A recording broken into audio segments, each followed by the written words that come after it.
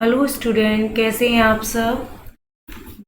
I hope आप सब लोग अच्छे ही होंगे और अपनी पढ़ाई बहुत अच्छे से कर रहे होंगे।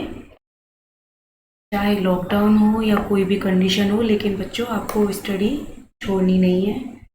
हाँ, हम मानते हैं कि सिचुएशन बहुत क्रिटिकल चल रही है। इसके बावजूद भी आपको अपनी प्रिपरेशन कंटिन्यू रखनी है और अच्छे से पढ़ाई करनी है। तो मेरा नाम कंचन है और हम क्लास 9th की ज्योग्राफी कंप्लीट कर रहे हैं, जिसमें हमने फर्स्ट चैप्टर और सेकंड चैप्टर कर लिया है और आज हम थर्ड चैप्टर कंप्लीट करेंगे। जिसकी ये थर्ड चैप्टर क्योंकि एक वीडियो में तो पॉसिबल नहीं है, इसलिए इसके टू एंड थ्री पार्ट्स हैं जो कि ऑलरेडी अपलोड हो चुके हैं। ये लास्ट पार्ट है इस चैप्टर का। इसके बाद फिर इसके क्वेश्चन आंसर आएंगे। तो हमने ज्योग्राफी के फर्स्ट सेकंड चैप्टर कंप्लीट करने के बाद ये थर्ड चैप्टर है ड्रेनेज, जिसमें हमने फर्स्ट और सेकंड वीडियोस में बहुत अच्छे से इसके कॉन्सेप्ट को समझा है। इसी में आगे बढ़ते हुए हम जो हमारा रह गया है लास्ट पैराग्राफ, उसको आज मिलकर कंप्लीट करेंगे, जिसमें कि हमने इसमें हिमालयस नदी के बारे में पढ़ा और पेनिनसुलर रिवर्स के बारे में भी पढ़ा। आज हम इसमें अब सिर्फ झीलों के बारे में पढ़ेंगे। जो कैनल हैं वो कहाँ से आती हैं, कैसे क्या होता है, उनका किस तरीके से बनती है, उनके बारे में आज हम सब मिलकर स्टडी करेंगे। तो without wasted time let's start. Concept is lakes. देखो बच्चों, लेक्स क्या है? झील। लेक्स को क्या बोलते हैं? झील। तो झील क्या है? जैसे पानी जमा हो जाता है ना किसी भी बड़े तालाब, तो देखो तालाब होते हैं छोटे छोटे, गड्ढों में पानी जमा हो जाता है, पौंड बन जाते हैं, तो क्या होते हैं? तालाब। उन्हीं का जो बड़ा रूप होता है, लेकिन वो नदियों से छोटा होता है और एक जगह जमा होने की वजह से, ज़्यादा पानी जमा होने की वजह से वो लेक्स कहलाते हैं। इन्हीं को हम लेक्स या झीलों के नाम से जानते हैं। इसमें पढ़ेंगे कि हमने लेक्स क्या क्या है, किस तरीके से हमारे इंडिया में लेक्स हैं और कौन कौन सी हैं। तो you may be familiar with the Valley of Kashmir and famous Dal lake. कि आप लोग जो कश्मीर की डल लेक झील है उसके बारे में आप लोग जानते ही होंगे, जो कि कश्मीर वैली में, कश्मीर की घाटी में। The house boats and shikaras which attract thousands of tourist every year. जो शिकारा है, जो वहाँ की हाउस बोट है। हाउस बोट क्या है? जहाँ पे लोग आकर बैठते हैं और वहाँ की झीलों का घूमते हैं। तो वहाँ पे जो पर्यटक है, टूरिस्ट जो प्लेस है ना, टूरिस्ट क्या होते हैं? पर्यटक, जो लोग आते हैं ना घूमने के लिए। तो वहाँ की जो शिकारा जगह है, वहाँ पे जो बोट्स होती है, हाउस बोट्स होती हैं, बोट्स पर ही घरे बने होते हैं, तो उनमें घूमते हैं। उन्हीं की वजह से हर साल बहुत सारे पर्यटक, थाउजेंड, लाखों, इनफैक्ट कभी कभार तो लाखों पर्यटक भी आपके कश्मीर वैली में डल लेक को देखने जाते हैं। Similarly you may have visited some others and tourist spot near a lake and enjoy games. आप लोगों ने इस प्रकार से अन्य जो झीलें होती हैं, और भी जो झीलें होती हैं, उनको आपने विजिट किया होगा। और आसपास की जो लेकें हैं, जो जहाँ पर टूरिस्ट स्पॉट करने आते हैं, घूमने आते हैं, उनको बारे में एंजॉय, उनकी बोटिंग को एंजॉय करते हुए भी देखा होगा। एंड अदर वाटर गेम्स, और पानी से जुड़े हुए और भी जो आनंद देने वाले जो खेल होते हैं, उनके बारे में आपने जाना होगा, या आपने किसी से सुना होगा इन लेक के बारे में। इमेजिन दैट इफ श्रीनगर, आपने श्रीनगर के बारे में सुना ही होगा, right? Imagine that if Srinagar, Nainital and other tourist place did not have a lake, would they have been as attractive as they are today. कि जो नैनीताल है, आपने इमेजिन कीजिए, आप कल्पना कीजिए कि जो कश्मीर का जो श्रीनगर है ना, या फिर आप नैनीताल है, तो वहाँ पे और भी टूरिस्ट प्लेस हैं, दूसरे पर्यटक स्थल हैं, जहाँ did not have lake would they have been as attractive as they are today. कि दूसरे पर्यटक स्थलों पर झीलें नहीं होती हैं, कुछ ऐसी जगह हैं जहाँ पर झीलें नहीं हैं, तब भी वे उतने ही आकर्षित होते हैं, तब भी लोग नैनीताल घूमने जाते हैं। मान लो कहीं कहीं कुछ श्रीनगर है, वहाँ झील नहीं है, फिर भी नैनीताल है, वहाँ झील नहीं है लेकिन ताल है, लेकिन वहाँ झीलें ना होने की वजह से भी लोग वहाँ पर घूमने जाते हैं, आज के टाइम पे भी घूमने जाते हैं। Have you ever try to know the importance of lake in making a place attractive to tourist? कि क्या आपने कभी यह जानने की कोशिश की है कि जो इन पर्यटकों को आकर्षित करने के लिए कौन कौन से ऐसे स्थान हैं जिनकी वजह से यहाँ पर लोग आते हैं घूमने के लिए? क्या आपने ऐसा जानने की कोशिश की है? Have you try to know, जानने की कोशिश की है कि कौन से वो इम्पोर्टेंट लेक हैं, कौन से ऐसे इम्पोर्टेंट प्लेस हैं जिनकी वजह से टूरिस्ट घूमने आते हैं? Apart from attraction from tourist, lake are also useful to human beings in many ways. घूमने के साथ ही साथ जो ये लेक हैं वो मनुष्यों के लिए बहुत ज़्यादा और भी तरीके से फायदेमंद हैं, और भी तरीके से अट्रैक्शन करती हैं झीलें। ऐसा नहीं है कि सिर्फ यहाँ पर लोग घूमने ही आते हैं, घूमने के साथ साथ ही यहाँ की जो आबादी है, यहाँ के जो लोग हैं, वहाँ पर उनको उस पानी से बहुत फ़ायदा भी मिलता है। आप लोगों को ये फाइंड करना है कि ऐसी कौन कौन सी कैनल्स हैं। Lake a large extent are called seas. अगर मान लीजिए कि आप इन चीज़ों के बारे में जानते हैं कि जो लेक्स हैं अगर उनका एक्सटेंड होता है, उनका जो विस्तार होता है बहुत ज़्यादा बड़ी होती हैं, तो वो शीज कहलाती हैं, इट मीन समुद्र कहलाती हैं। लाइक द कैप्सियन, आपने कैप्सियन झील के बारे में सुना होगा, it also known as a seas and the dead and the Aral seas. तो आपने कैप्सियन, मृत सागर और अरल सागर के बारे में भी सुना होगा। ये झील के साथ साथ क्योंकि ये बहुत ज़्यादा विस्तृत हैं, बहुत ज़्यादा इनका विस्तार है, बहुत ज़्यादा बड़े हैं, इनकी वजह से ये लेक होने के साथ साथ इनको समुद्र के नाम से जाना जाता है। India has many lakes. Bharat में बहुत सारी झीलें हैं। These differ from each other in size and other characteristic. Bharat में बहुत सारी झीलें हैं, ये एक दूसरे के आकार एवं लक्षणों की वजह से, मतलब साइज के आकार एंड अदर करेक्टरिस्टिक, उनकी विशेषताओं की वजह से डिफर हैं। भारत में बहुत सारी झीलें हैं, फिर भी इनके आकार और इनकी विशेषताओं की वजह से ये कैसी हैं? डिफर हैं, अलग अलग हैं। Most lake are permanent, some contain water only during the rainy season. कुछ लेक ऐसी हैं, कुछ झीलें ऐसी हैं जो कि परमानेंट है, हमेशा उसमें पानी रहता है। परमानेंट कैसी? हमेशा उनमें पानी रहता है। Some contain water only during the rainy season. और कुछ झीलें ऐसी हैं जिसमें जब बारिश होती है तभी उनमें पानी आता है। लाइक जैसे कि the lake in the basin of inland drainage of semi arid region. There are some lake which are the result of the action of glacier and ice sheet. जैसे कुछ लेक्स ऐसी हैं जिसमें हमेशा पानी रहता है और कुछ लेक ऐसी हैं जिसमें बारिश के दौरान ही पानी आता है। ओके, इतना समझ में आया? फिर वो कह रहा है कि जैसे उन्हीं जैसी जो बेसिन है, बेसिन क्या होते हैं? जो नदियों को जो बहाव होता है ना? तो कुछ उसकी जो बेसिन है, in the basin inland drainage of semi arid region. Semi arid region क्या होते हैं? सेमी एरिड रीजन कि जहाँ पर कभी कभार बारिश भी हो, सूखा भी पड़ जाता है और कभी कभार बर्फ भी पड़ जाती है। सेमी एरिड रीजन क्या होते हैं? जहाँ पर कभी कभार सूखा भी हो जाता है, एकदम बिल्कुल शांत माहौल हो जाएगा, और फिर कभी कभी एकदम से बर्फबारी हो जाएगी, जिसको हम आप कह सकते हैं कि इनको, उन क्षेत्रों को हम सेमी रीजन बोलते हैं। क्या बोलते हैं इनको? सेमी रीजन बोलते हैं।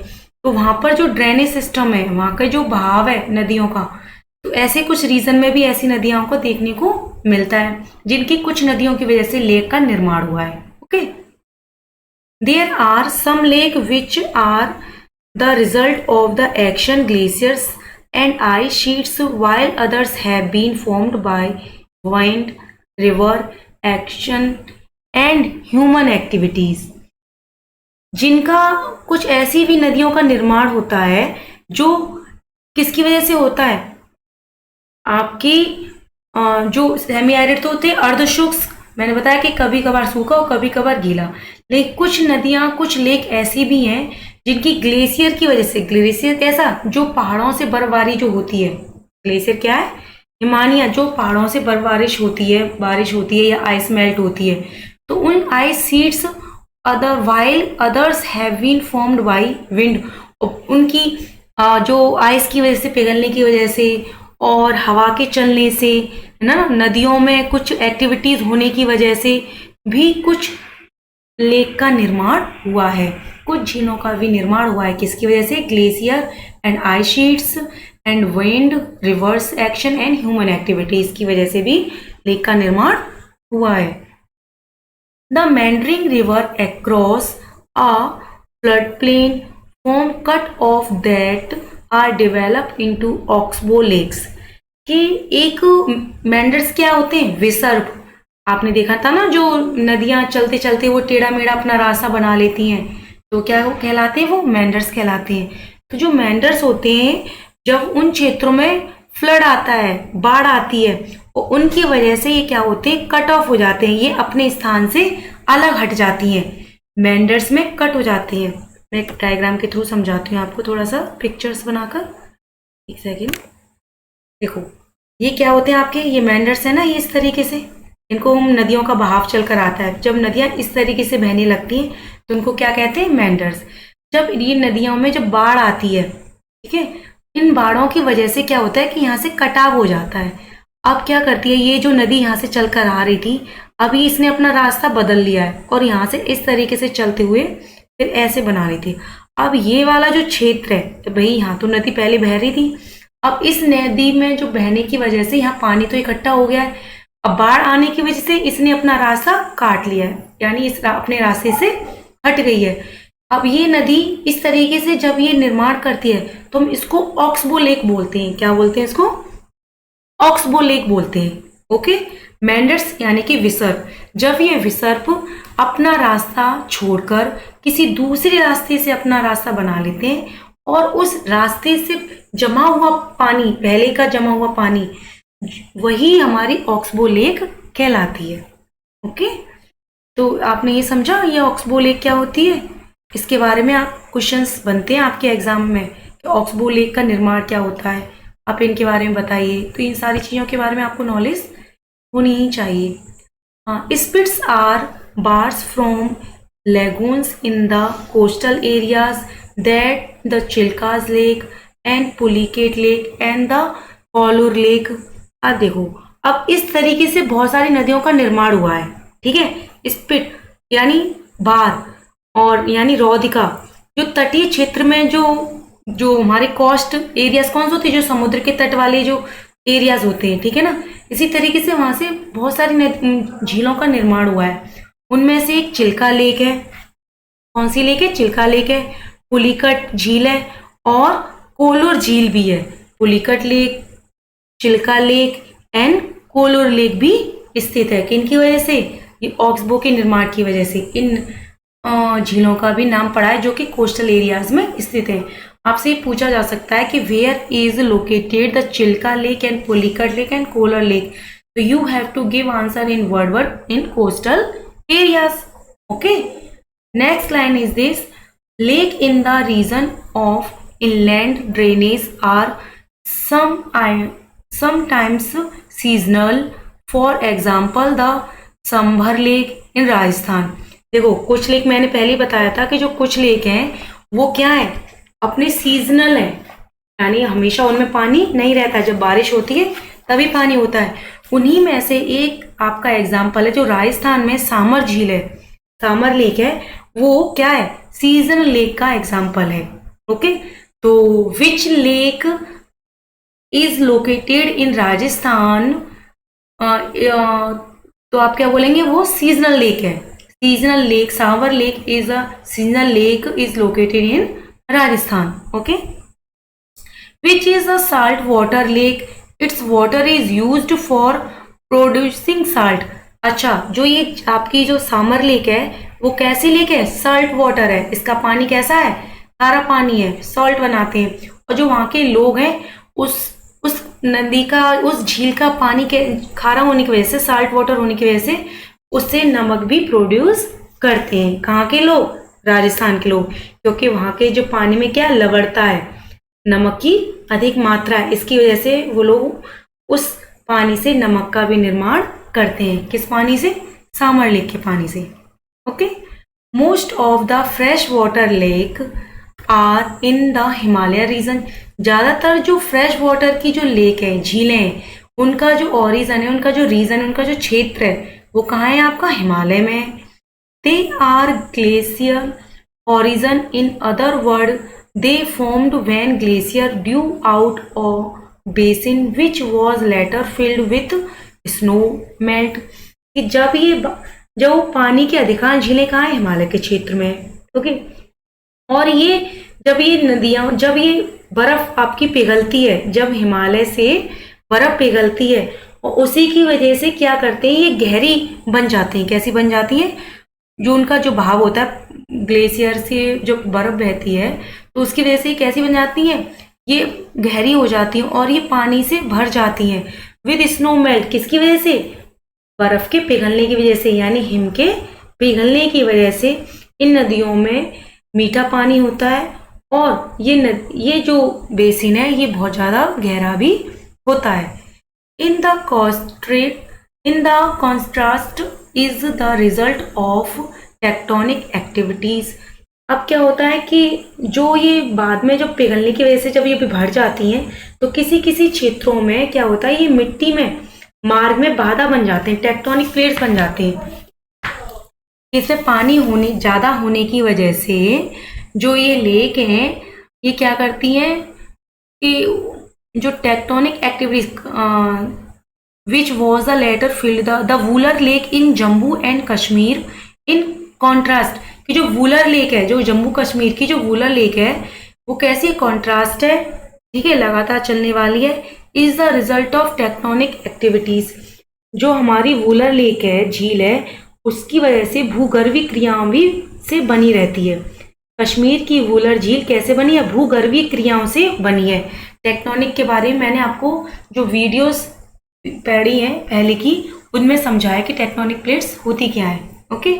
तो जो हमारी वूलर झील है, वो किसकी वजह से एक्टिविटीज है से बनती है?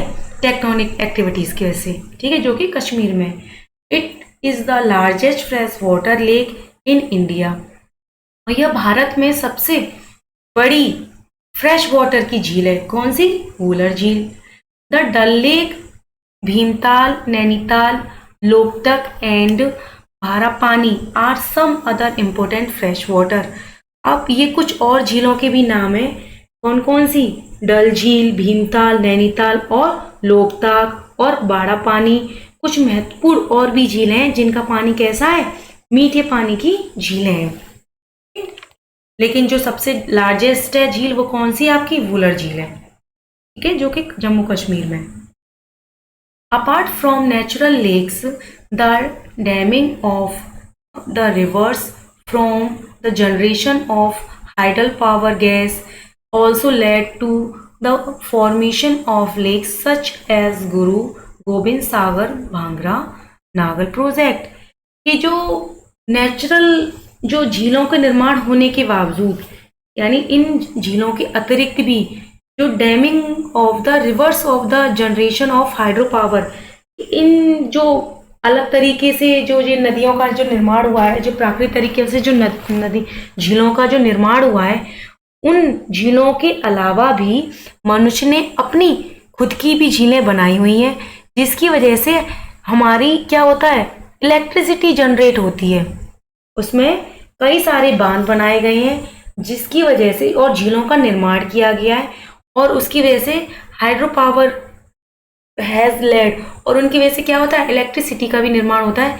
उसमें से एक महत्वपूर्ण झील का नाम है, क्या नाम है? गुरु गोबिंद सागर। क्या नाम है? गुरु गोबिंद सागर, जिसको हम भांगड़ा नागल परियोजना के नाम से भी जानते हैं, भांगड़ा नागल प्रोजेक्ट के नाम से भी जानते हैं, जो कि कैसी है? ये ह्यूमन मेड है। कैसी है बच्चों? ह्यूमन मेड है। लेकिन जब वो हमने बाड़पानी, भीमताल, नैनीताल, वूलर झील और राजस्थान की सामर झील, इन झीलों के बारे में जो पढ़ा था, वो कैसी थी? वो आपकी नेचुरल लेक्स थी। कैसी थी वो? नेचुरल, प्रकृति के द्वारा बनाई हुई झीलें थी।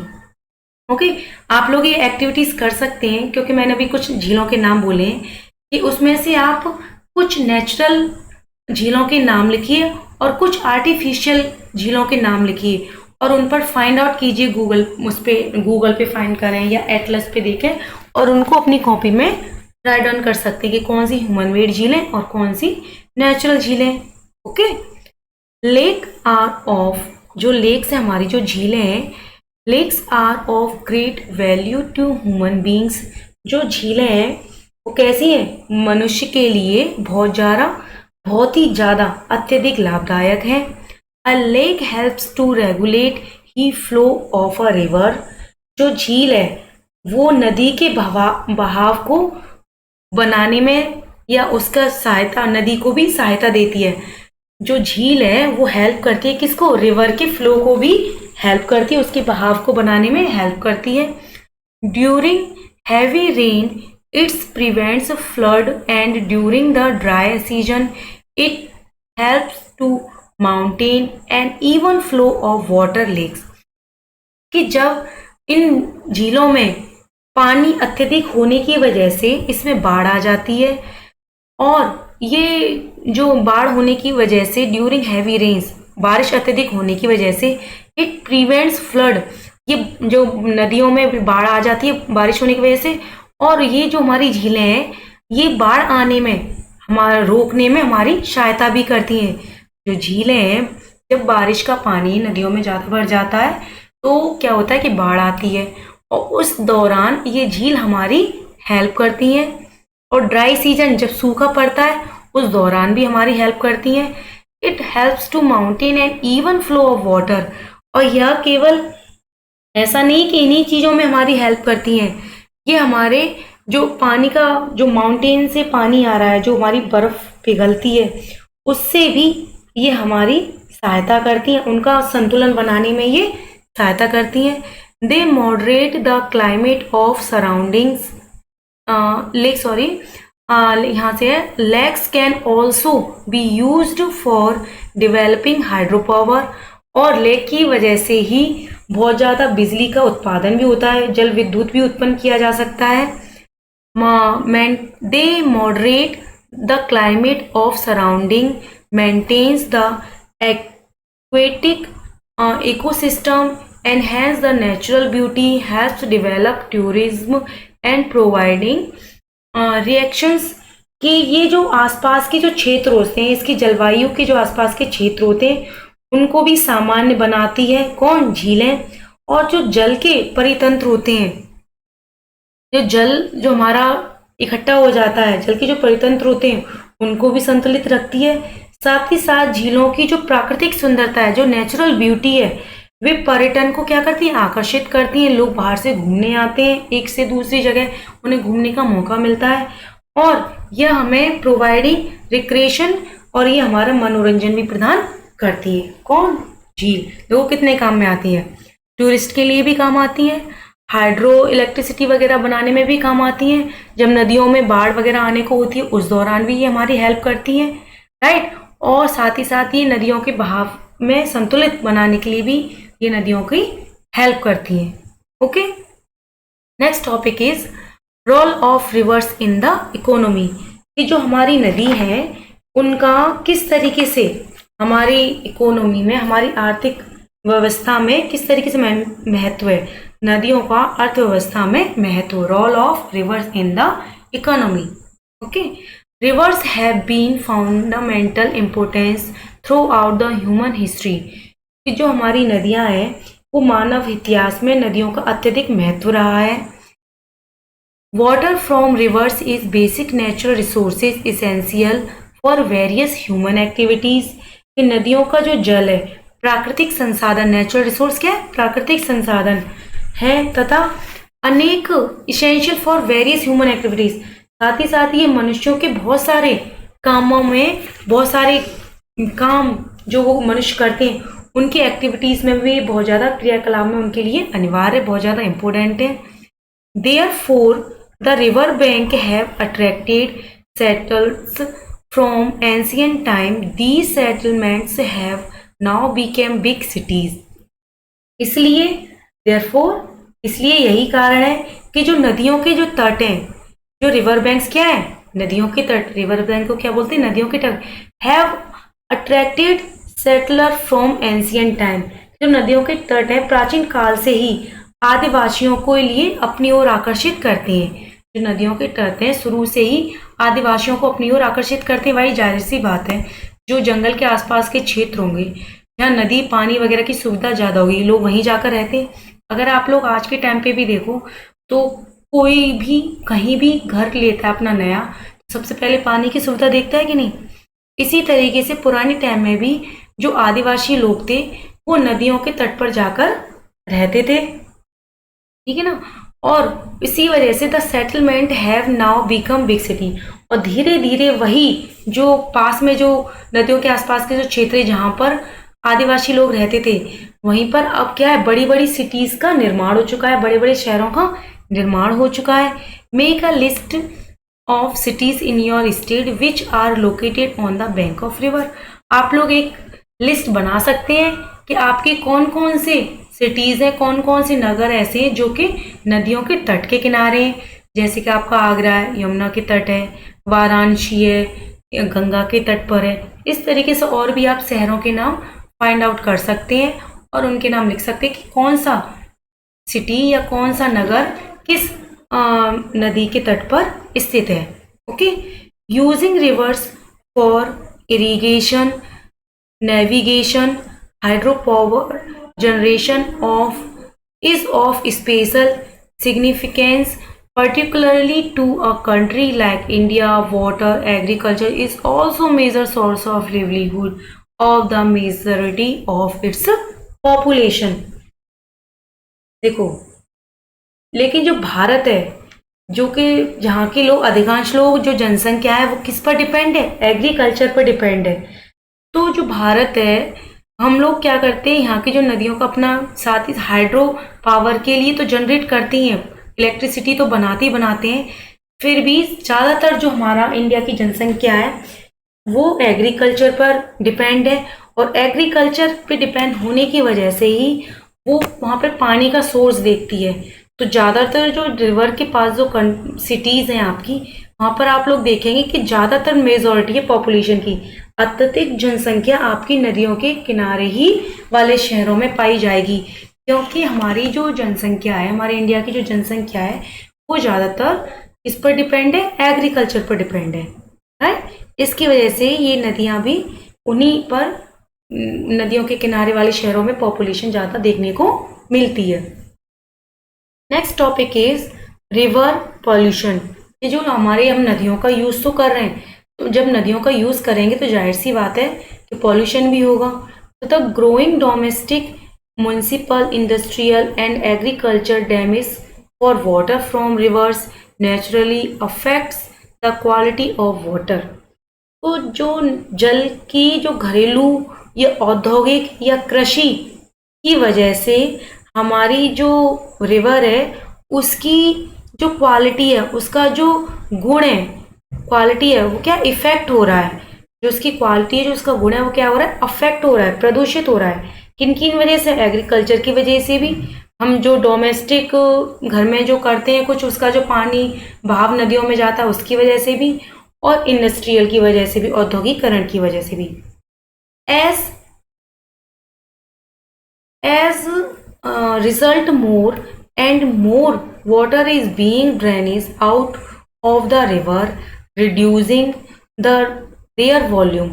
इसकी वजह से जो नदियों में इसकी गुणवत्ता कम होनी है, इसके परिणाम स्वरूप जो नदियों से का जो जल है ये अत्यधिक क्या हो रहा है, ये रिड्यूस हो रहा है, कम होता जा रहा है, ठीक है ना। और इसका जो आयतन है, जो इसका वॉल्यूम है, वो भी घटता जा रहा है। जो इसका नदियों का जो पानी है वो क्या होता जा रहा है, निकलता जा रहा है, बहता जा रहा है, और साथ ही साथ इसका जो वॉल्यूम आयतन है, उसका जो आकार है वो भी छोटा होता जा रहा है। On the other hand, a heavy loads of untreated sewage and industrial effluents are emptied into the reverse.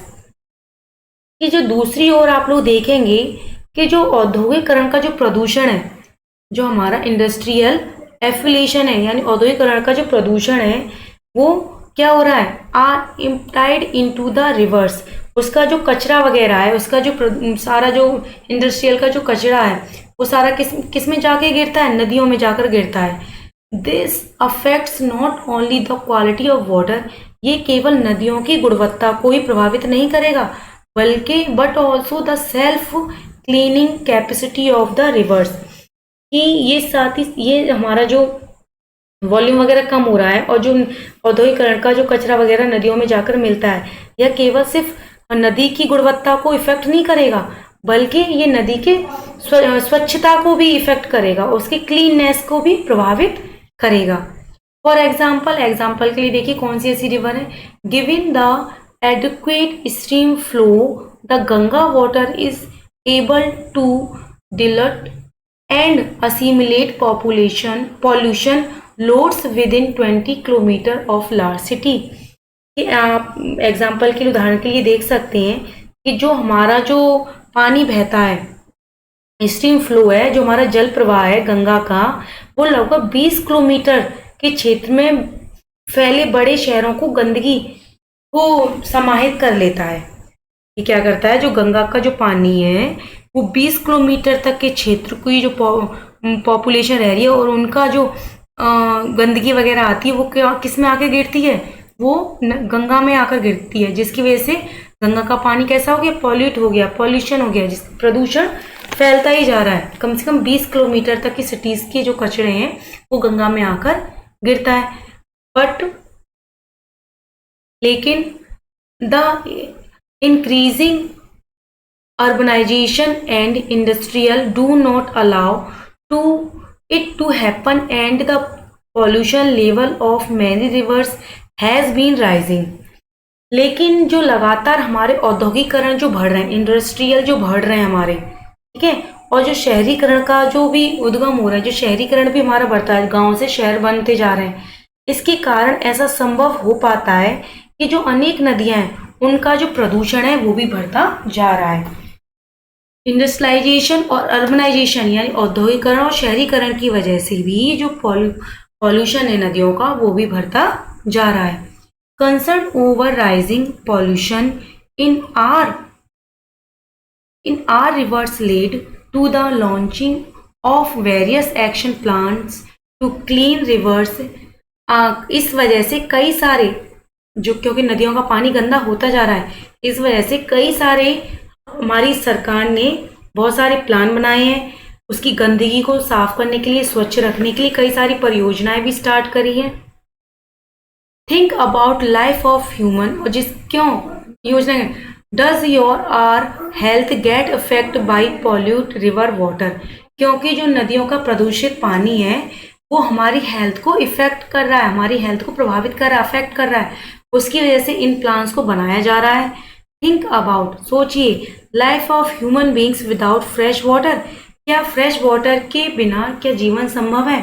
अगर मनुष्य दूषित पानी पिएगा तो बीमार ज़्यादा होगा और हमारी जनसंख्या ज़्यादा बीमार रहेगी, जिसकी वजह से हमारी इकोनॉमी प्रभावित होगी।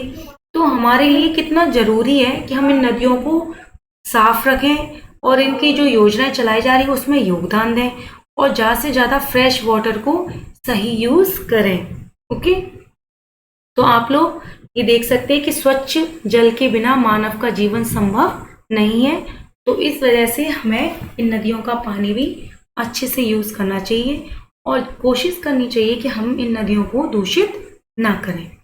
आज वो बच्चों, ये आपको चैप्टर अच्छे से समझ में आया हो। आज ये इस चैप्टर की लास्ट वीडियो थी, लेक के बारे में, झीलों के बारे में, और कुछ बेसिक कॉन्सेप्ट थे कि जो रिवर है हमारी किस तरीके से अर्थव्यवस्था में उसका योगदान है और हमारी रिवर किस तरीके से पॉल्यूशन हो रही है, हमें क्या करना चाहिए। आप साथ ही साथ देखेंगे ये कॉलम है जिसमें कि एक बताया गया है कि जो नेशनल रिवर कंजर्वेशन प्लान है, राष्ट्रीय नदी संरक्षण योजना, जो कि फर्स्ट टाइम कब आई थी, the river cleaning program in the country was initiated with the launching of the Ganga Action Plan GAP. GAP means Ganga Action Plan in 1985। वैसे तो बच्चों जो हमारे जो गंगा जो नदियों को साफ करने का जो फर्स्ट जो प्लान था वैसे तो वो कितने में आ गया था, 1985 में आ गया था। जो गंगा को साफ, जो हमारी नदियों को साफ करने का, वो गंगा को साफ करने का जो प्लान है वो कब आ गया था, 1985 में आ गया था। The Ganga action plan was expanded to cover others. लेकिन जब ये गंगा एक्शन प्लान है, गंगा एक्शन प्लान से पहले क्या आया था कि हमें नदियों की सफाई शुरू करनी है, यानी नदी सफाई कार्यक्रम शुभारंभ हुआ था 1985 में। इसके बाद गंगा एक्शन प्लान आया जो कि कब आया था, 1995 में। Ganga action plan was expanded the cover other rivers under the national reverse conservation plan. जो अदर नेशनल रिवर्स के बारे में भी कंजर्वेशन प्लान आया, NRCP national river conservation plan. अगर पूछे आपसे कि जो गंगा प्लान है यानी GAP है वो कब आया था, 1918 में। बट नेशनल रिवर कंजर्वेशन जो प्लान आया था वो कब आया था, 1985 में। पहले तो गंगा ज़्यादा दूषित हो रही थी, इस वजह से 1985 में ये प्लान बनाया गया था। लेकिन देखा गया कि उसकी जो और भी जो नदियां हैं वो भी दूषित हैं, उस वजह से ये नेशनल रिवर्स कंजर्वेशन